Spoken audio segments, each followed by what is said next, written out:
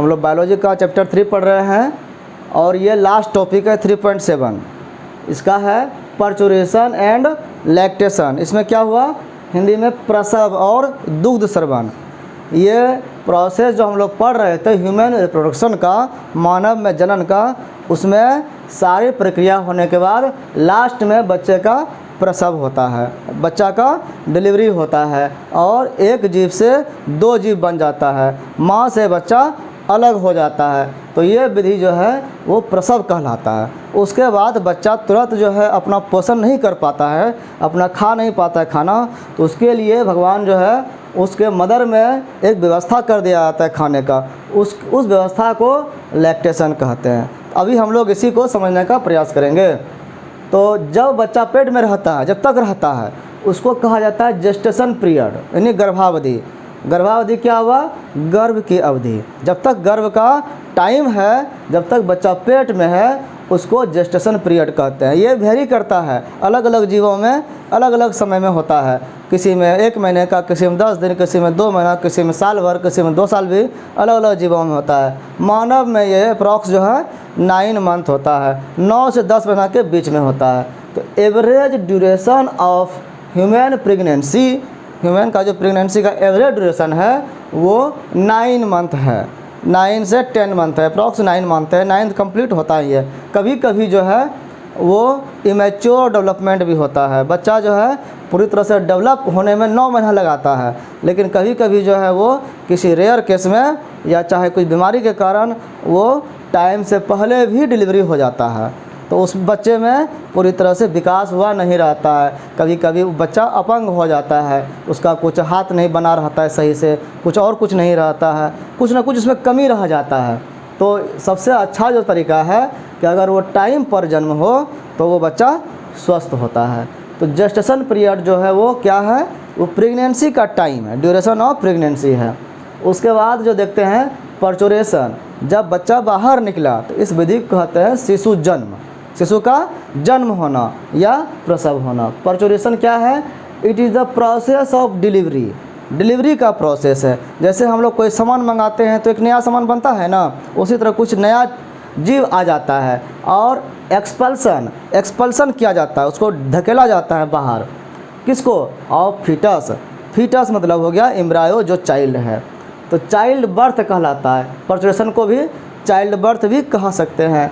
तो फीटस जो हमारे पेट में है, माँ के पेट में होता है, उसका डिलीवरी होना या अंदर से बाहर धकेला जाना, इस क्रिया को कहते हैं पर्चुरेशन। और ये कैसे होता है, बाय विगोरस कॉन्ट्रैक्शन, कॉन्ट्रैक्शन करके, सिकोड़ करके, संकुचन करके होता है, जोरदार संकुचन से। वो आसानी से बच्चा बाहर नहीं निकलता, बहुत जोर लगाना पड़ता है। तो कॉन्ट्रैक्शन कौन करेगा, हाथ पैर से जोर लगाना है, वहाँ पे ऑफ द यूट्रस करता है, यूट्रस जोर लगाता है। क्योंकि यूट्रस में रहता है तो यूट्रस जोर लगाएगा तभी बच्चा बाहर आता है। At the end of pregnancy, जब प्रेगनेंसी एंड करता है, जब 9 मंथ कंप्लीट हो जाता है, तब यूट्रस जो है अब बच्चे को जोर लगा करके बाहर धकेल देता है, बच्चा बाहर निकल जाता है। ये कैसे होता है, ऑटोमेटिक वो समझ जाता है क्या 9 मंथ हो गया, उसका क्या प्रक्रिया है, उस प्रक्रिया को कहते हैं, क्या कहते हैं, it is induced by a complex neuro endocrine mechanism. ये जो प्रक्रिया है, इस प्रक्रिया कहते हैं कॉम्प्लेक्स न्यूरो इंडोक्राइन मैकेनिज्म। मतलब क्या, एक मैकेनिज्म है, एक सिस्टम है, ये एक तरीका है जो न्यूरो साइंस काम करता है, न्यूरोलॉजी वाला काम होता है, ब्रेन काम करता है उसमें, इंडोक्राइन उसमें ग्रंथियाँ काम करती है, और ये कॉम्प्लेक्स टाइप का होता है, मतलब सीधा सीधा नहीं है, इसका प्रोसेस जो है थोड़ा टफ है, और उस क्रिया के द्वारा ये काम होता है। तो कैसे शुरुआत होता है, ये जो क्रिया है, इस क्रिया को कहा जाता है फीटल इजेक्शन रिफ्लेक्स। इस क्रिया को, जिस क्रिया के द्वारा बच्चे का बाहर रिपल्सन होता है, एक्सपल्सन होता है, उसको कहते हैं फीटल इजेक्शन रिफ्लेक्स, वो बाहर निकलने का क्रिया, जिसको गर्भ उत्क्षेपण प्रतिवर्त कहते हैं। इसमें क्या होता है, बच्चे का बाहर निकलना होता है, लेकिन कैसे, तो कॉन्ट्रैक्शन से। तो कॉन्ट्रैक्शन जोरदार कैसे होता है, अचानक जोरदार हो जाता है क्या, तो उसका प्रक्रिया हम लोग देख रहे हैं कि ये शुरुआत कहाँ से होता है। तो सिग्नल फॉर पर्चुरेशन, प्रसव का जो सिग्नल है कि बच्चे को जन्म देना है, अब ये originate from the fully developed fetus, ये बच्चे के द्वारा ही मैसेज आता है। बच्चा जब डेवलप हो गया तो बच्चा ही मैसेज देता है कि हम डेवलप हो गए हैं। किसको देता है? वो तो प्लासेंटा के थ्रू देगा ना। एंड द प्लासेंटा, बच्चे जो फिटस जो हैं वो प्लासेंटा के थ्रू मैसेज देता है कि हमारा अब डेवलपमेंट हो गया, हमको बाहर निकालो। और जब ये मैसेज देता है तो किसको देता है? तो उसके आसपास में यूट्रस है, तो यूट्रस को वो मैसेज देता है कि हमारा डेवलपमेंट हो गया। तो वो इंड्यूस करता है, प्रेरित करता है किसको? Mild uterine contraction. यूटेराइन जो है यूट्रस जो है उसमें कॉन्ट्रैक्शन करने के लिए प्रेरित करता है। कैसा? माइल्ड, हल्का। बच्चा हिलता है तो वहाँ पर यूट्रस जो है उसमें कॉन्ट्रैक्शन होता है, तो हल्का कॉन्ट्रैक्शन होता है। जैसे उसमें हल्का कॉन्ट्रैक्शन हुआ तो वो खबर ब्रेन को देता है। तो दिस ट्रिगर्स, जैसे यूटेराइन कॉन्ट्रैक्शन हुआ माइल्ड, वो ट्रिगर किया, एक उत्प्रेरक का काम किया। किसको? ब्रेन को। रिलीज ऑफ ऑक्सीटोसिन, ऑक्सीटोसिन को रिलीज करने के लिए ट्रिगर करता है फ्रॉम द मैटरनल पिट्यूटरी। माँ का जो पिट्यूटरी ग्लैंड है ये खबर करता है कि अब रेडी हो जाओ, अब जो है ऑक्सीटोसिन हार्मोन निकालो, बच्चा निकलना चाह रहा है बाहर। तो पिट्यूटरी ग्लैंड को कौन करता है? इंड्यूस। तो ये जो एक्टिविटी हुआ, कॉन्ट्रैक्शन हुआ वो यूट्रस में, और वहाँ से मैटरनल जब पिट्यूटरी ग्लैंड एक्टिवेट हुआ तो वहाँ से निकला नया हार्मोन जो निकला ऑक्सीटोसिन। ऑक्सीटोसिन जब निकला तो वो क्या करेगा?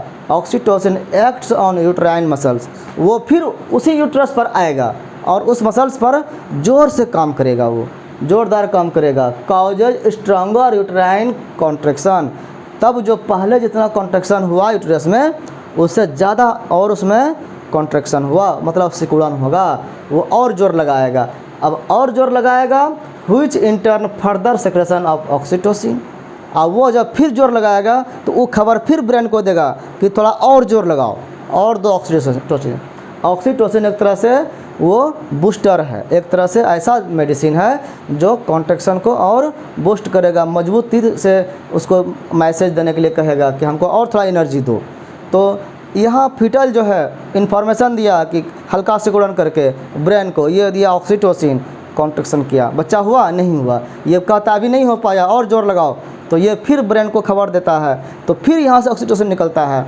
तो ऑक्सीटोसिन बार बार निकलने की जो क्रिया है ये रिफ्लेक्स एक्शन कहते हैं कि ये उसको वो उसको प्रभावित कर रहा है, दोनों दूसरे को प्रभावित करता है। तो ऐसे एक्शन को रिफ्लेक्स एक्शन कहते हैं और ये कॉम्प्लेक्स टाइप का होता है। जब ये हुआ तो this type of stimulatory reflex, इस तरह से स्टिमुलेशन करने वाला कि ये उसको प्रभावित कर रहा है और ये इसको प्रभावित कर रहा है, इस तरह का जो रिफ्लेक्स एक्शन है बिटवीन देम, इन दोनों के बीच में काउजेज स्ट्रॉन्गर कॉन्ट्रैक्शन, और मजबूती से कॉन्ट्रैक्शन करने का कारण बनता है। और कितना ज़्यादा कॉन्ट्रैक्शन होगा? जब तक कि बच्चा निकल नहीं जाए बाहर। जब बहुत स्ट्रॉन्ग हो जाएगा तो this leads to expulsion of the baby, इससे क्या होगा? बेबी एक्सपल्स कर जाएगा, बाहर निकल जाएगा आउट ऑफ यूट्रस, यूट्रस से बाहर निकलेगा। कैसे निकलेगा?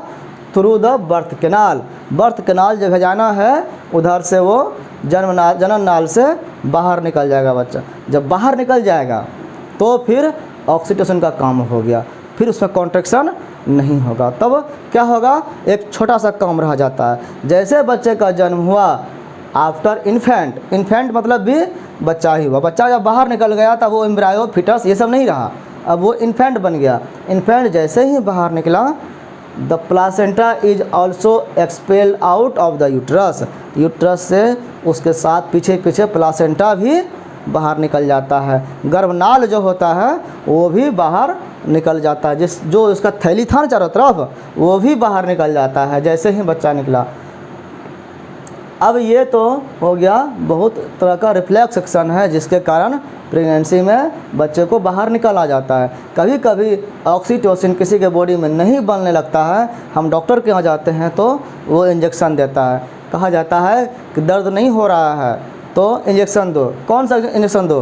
तो ऑक्सीटोसिन दो। यही इंजेक्शन जो है, यही हार्मोन जो बाहर से बनाया हुआ केमिकल है, ह्यूमन बॉडी में उतना नहीं बन पा रहा है तो बाहर से दिया जाता है। क्यों दिया जाएगा? इसलिए कि इससे यूट्रस में कॉन्ट्रैक्शन होगा और डिलीवरी आसानी से हो जाएगा। इसके पहले निकला था एक हार्मोन रिलैक्सिन। रिलैक्सिन हार्मोन क्या करता है, इस कमर को थोड़ा सा चौड़ा कर देता है। तो दोनों मिल करके हेल्प करता है बर्थ करने में, चाइल्ड बर्थ होने में, पर्चुरेशन में। इस तरह से जब बच्चे का जन्म हो गया, जब तक माँ के पेट में बच्चा था तो उसका खाना पीना सब माँ देख रही थी। अब जब बाहर हो गया तो कौन देखेगा, माँ को ही देखना पड़ेगा। तो वो जो क्रिया है वो है लैक्टेशन, दूध स्रवण। उसके पहले माँ को दूध नहीं होता है, लेकिन बच्चा जब जन्म हो जाता है तो माँ को दूध होने लगता है। मेमरी ग्लैंड्स ऑफ फीमेल जो है, उसका जो स्तन ग्रंथियाँ हैं उसमें अंडरगोज डिफ्रेंशिएशंस ड्यूरिंग प्रेगनेंसी। वो प्रेगनेंसी के समय ही उसमें डिफ्रेंशिएशन होने लगता है, दूध बनने का, निर्माण करने का कैसे होगा, उसका सारा सिस्टम तैयार होने लगता है। और जैसे जन्म हुआ तो एंड स्टार्ट्स प्रोड्यूसिंग मिल्क, उसमें दूध बनना शुरू हो जाता है। कब, towards the end of pregnancy. Pregnancy जैसे ख़त्म हुआ वैसे ही दूध बन जाता है उसमें। और दूध बना तो वो क्या करेगा, this help the mother in feeding the newborn baby जो है, जो नया बच्चा है, उसको फीड करने के लिए, उसको खाना देने के लिए ये हेल्प करता है माँ को। माँ उसको छोड़ नहीं सकता है मरने के लिए भूखे प्यासे, इसलिए माँ उसको खाना क्या खिला सकेगा, तो उसके लिए उसी समय दूध बनना तुरंत चालू हो जाता है। जैसे माँ के मन में आता है कि हमारा बच्चा भूखा है, उसी समय उसको दूध का उत्पादन हो जाता है। तो पहला दूध जो बनता है उसको कहा जाता है कोलोस्ट्रम।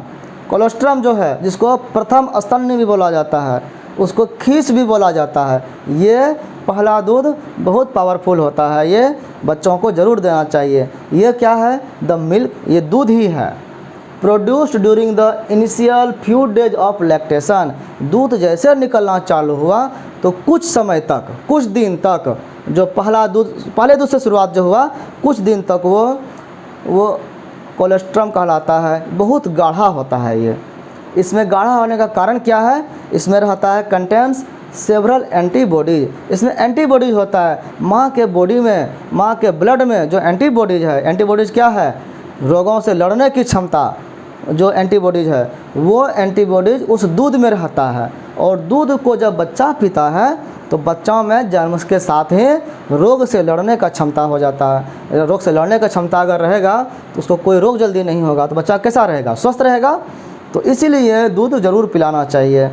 और एंटीबॉडीज उसमें रहता है, एब्सोल्युटली इसेंशियल, ये बहुत ही निश्चित रूप से एसेंशियल है, ज़रूरी है टू डेवलप, क्या करने के लिए, विकसित करने के लिए, किसको, resistance for the new born babies. वो भी बेबी में रेसिस्टेंट पावर हो, इम्यून सिस्टम उसका मजबूत रहे, कोई रोग उसको नहीं हो जाए, इसके लिए ये बहुत इसेंशियल है।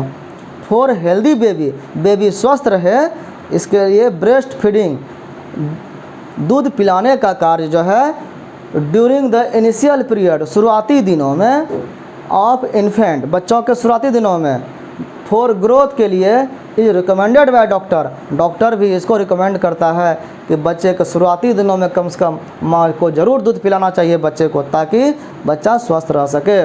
कई बार इसमें परेशानियाँ भी होती है, तो बच्चे को अपना माँ का दूध नहीं मिल पाता है, बच्चा जन्म से ही कमज़ोर हो जाता है।